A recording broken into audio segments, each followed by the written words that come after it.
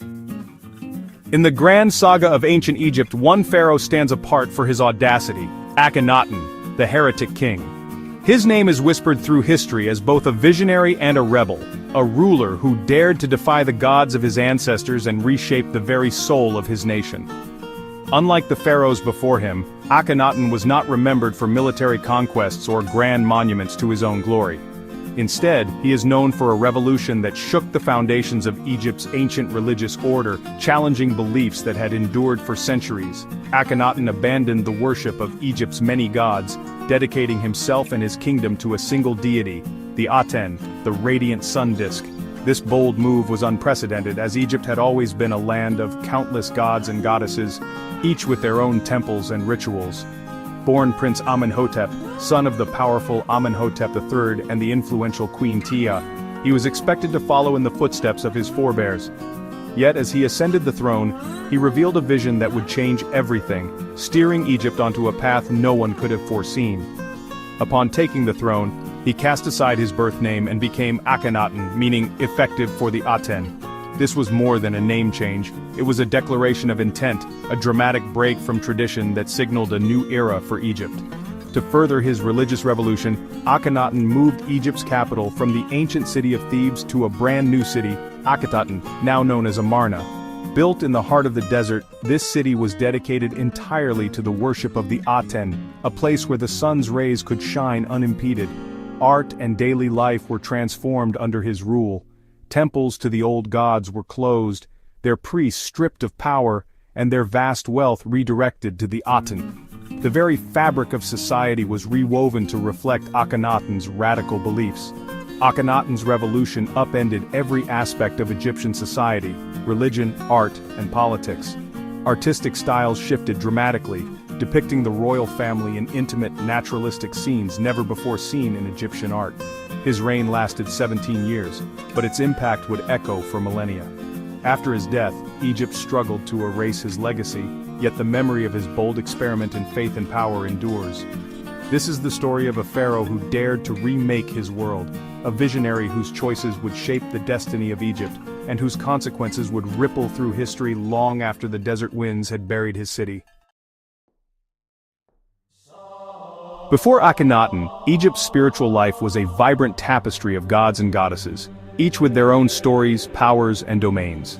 The ancient Egyptians believed their world was alive with divine presence, and every aspect of existence was touched by the supernatural. Every force of nature and aspect of life had its own deity: Ra, the sun god; Osiris, the lord of the underworld; Isis, the nurturing mother; Horus, the vigilant protector.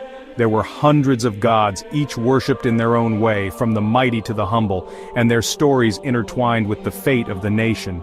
Temples dominated cities, serving as both religious and economic centers, controlled by powerful priesthoods, none more influential than the priests of Amun-Ra at Thebes. These grand structures were not just places of worship, but also hubs of learning, administration, and wealth, drawing pilgrims and resources from across the land.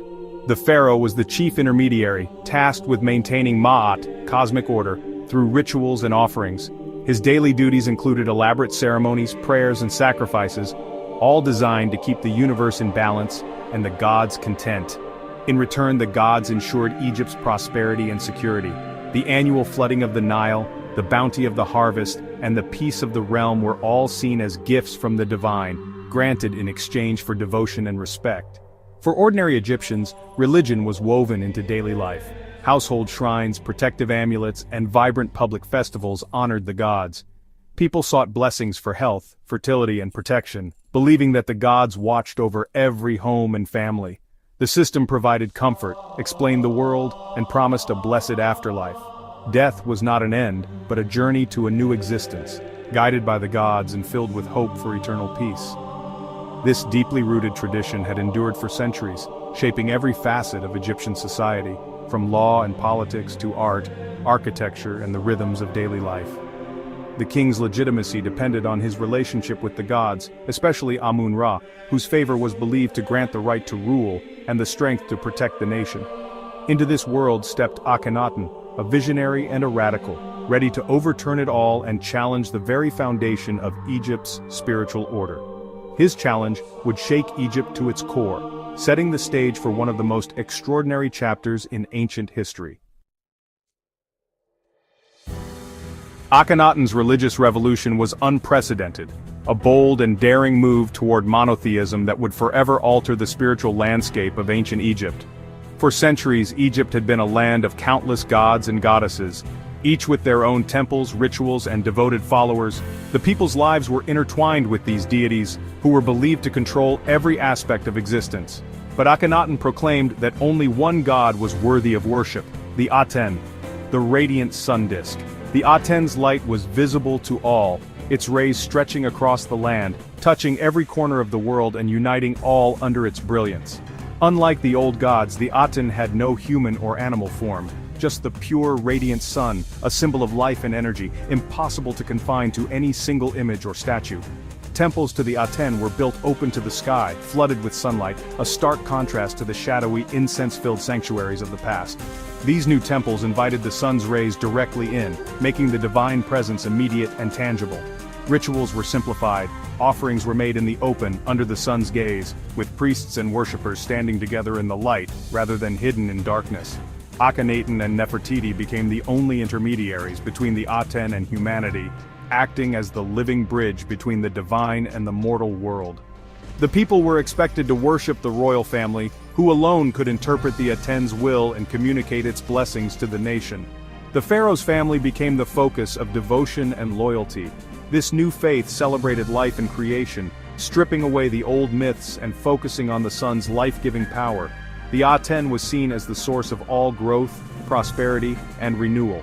The king's authority became absolute, religious and political power fused in his hands. Akhenaten ruled not just as a pharaoh, but as the chosen voice of the Aten on earth. The old priesthoods were sidelined, their influence shattered. The powerful temples of Amun and other gods were closed or repurposed, their wealth seized by the crown. Akhenaten's vision was radical, but its implementation demanded the destruction of Egypt's ancient traditions. Centuries of belief and ritual were swept away almost overnight. The stage was set for conflict and upheaval, as the old order clashed with the new, and Egypt's future hung in the balance. The great hymn to the Aten, inscribed in Akhenaten, reveals Akhenaten's spiritual vision. It praises the Aten as the universal creator, bringing life to all lands and peoples, not just Egypt. The hymn's language is strikingly inclusive. Every nation, every creature is sustained by the sun's light. Only Akhenaten, the hymn claims, truly knows the Aten, cementing his unique role as prophet and king. The old gods were declared obsolete, their temples closed, their priests powerless. For ordinary Egyptians, this was bewildering. Their familiar gods and festivals swept away. The priesthood of Amun-Ra, stripped of power, became a silent but dangerous enemy. Akhenaten's revolution was as much about control as it was about faith. To escape the old priesthoods, Akhenaten built a new capital, Akhenaten, now called Amarna. The city rose swiftly from the desert, its heart the great Aten temple, open to the sky.